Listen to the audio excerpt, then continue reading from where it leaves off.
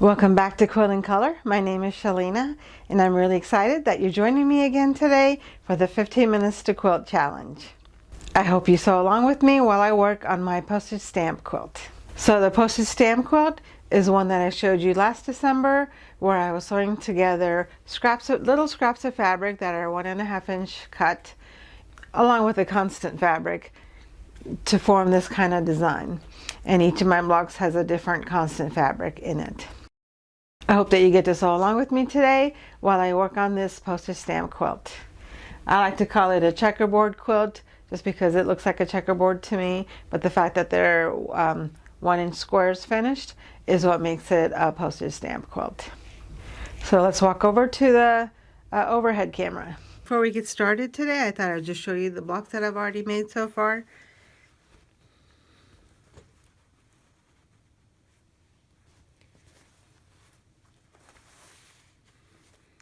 Some of these still need pressing, obviously.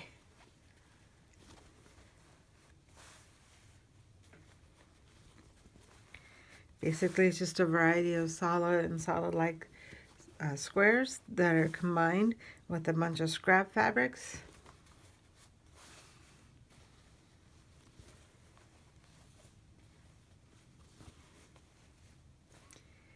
And because I'm trying to not have a lot of duplicates inside each of the blocks, I'm basically sewing them with little squares so they are individually pieced. So this is taking a long time to piece them individually one by one.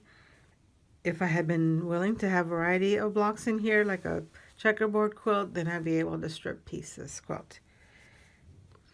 One of the things I need to do is to continue making more blocks with different solid fabrics that I still have left.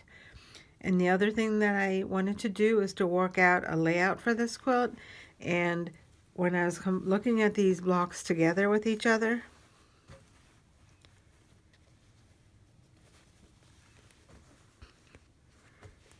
let me show you so you know. Can move this down so you can see the intersections here.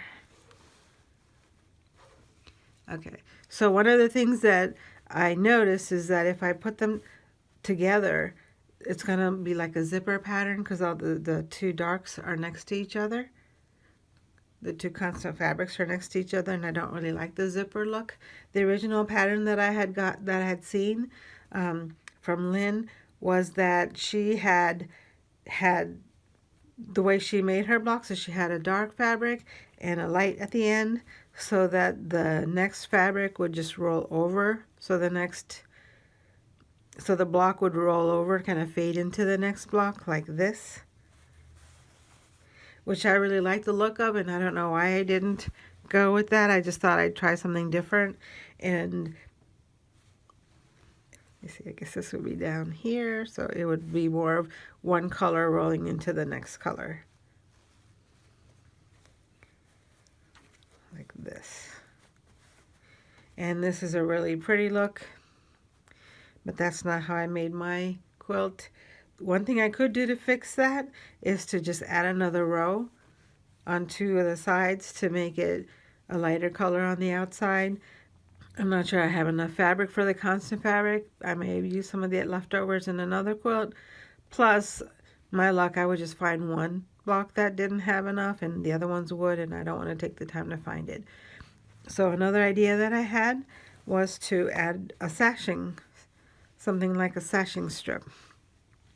And I decided that the constant color that everything else would work with is black. So my plan right now is to add a sashing strip that's black between all of these blocks.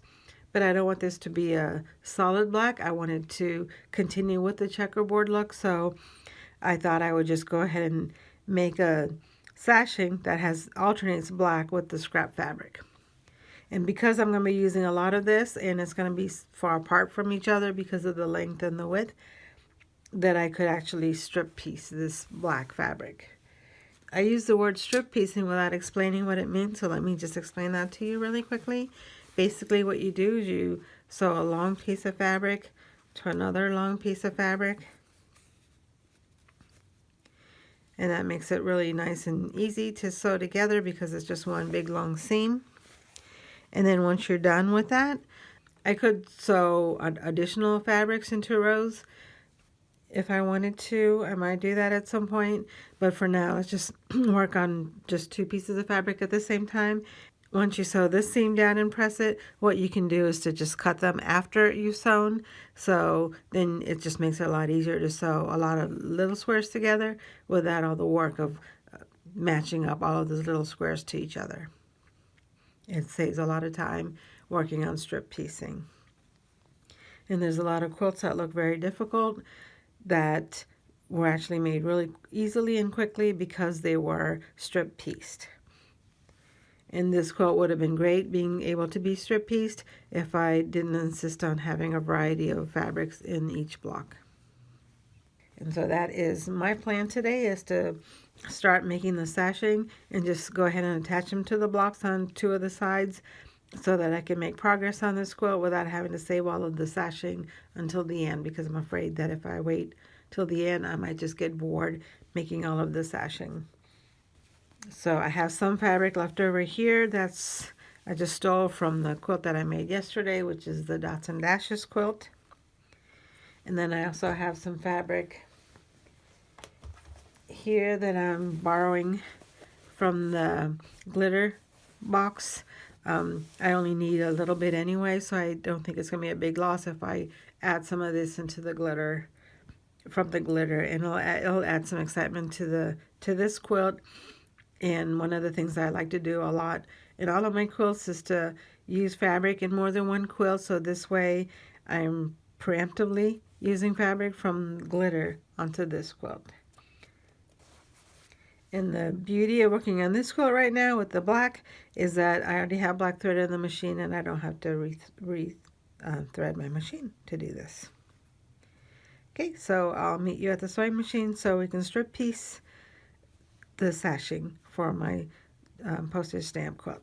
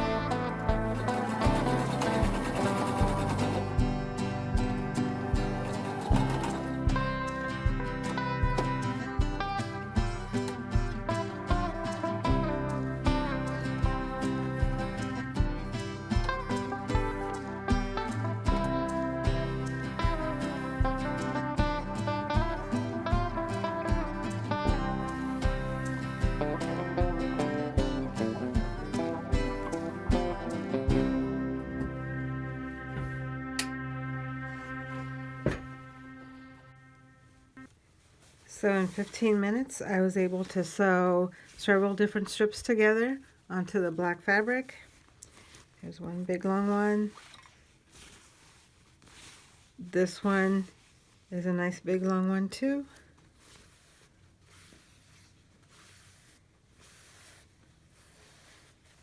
I had some leftover fabric that I can add more to. And then this one I sewed together. I sewed a couple of the chains together. And I was fine doing that because this chain here is formed with lots of different fabrics together, so it's not like this fabric is going to be next to the same fabric for very long. My goal is to make sure that as I'm adding these together that it doesn't look like it's been chain piece, so I want to make sure there's enough variety that people won't be able to notice this pattern very often. So basically now what I will do, I'll press this and then I'll cut them into 1.5 inch strips. And once I put them into the quilt, I can alternate the solid colors with the black with the solid color. And so when I put them together, it's not going to have that zippered effect that I was looking at. Here you can see there's a zippered effect, and if I separate them out with this strip, it won't have that zippered effect, and it'll continue on with the checkerboard with the black alternating with the color. So I am happy with the way this is turning out, and so I'm going to continue on with pressing these, cutting them into 1.5 inch strips, and piecing them together so that I can add them around the two of the sides so that it continues to have that checkerboard effect throughout the quilt. Let me know what you thought about the angle of the sewing machine clips. Probably the best way to show you the sewing is to have the camera behind the sewing machine so that you can see the needle and with me behind it, but that would involve putting the sewing machine away from the wall, and I like to have the sewing machine against the wall so that my fabric doesn't fall down onto the floor. But if that's necessary, I can do that. But if this angle works well for you, then I think I would prefer that. So let me know in the comments what you think about the angle. I hope that you enjoyed watching me make progress on my postage stamp quilt, and I hope that you got a lot of things done in your 15 minutes to quilt today. Don't forget to enter in the drawing. There's 2 really easy ways for you to enter. The first way is to just sew for 15 minutes. And if you want an entry in that drawing, just let me know in the comments what you worked on today, and I'll give you an entry in the drawing. The other way to get an entry is to just watch my video. And if you watch my video, just leave a comment about something that happened in the video today, and you get another entry. There's a total of 2 entries you can get per day. I've been really excited about how much progress all of you have been making in your 15 minutes to quilt, and how it's a nice way for you to get into the habit and the practice of sewing every single day. Polly finished this 4-patch leader and ender quilt. It reminds me of a checkerboard quilt. It's really heartwarming for me to see how much progress you've been making and how much fun you've been making quilting every day. I hope that you'll come again tomorrow so we can do it some more. Thank you for watching. I appreciate all of your support, and I hope to see you again tomorrow.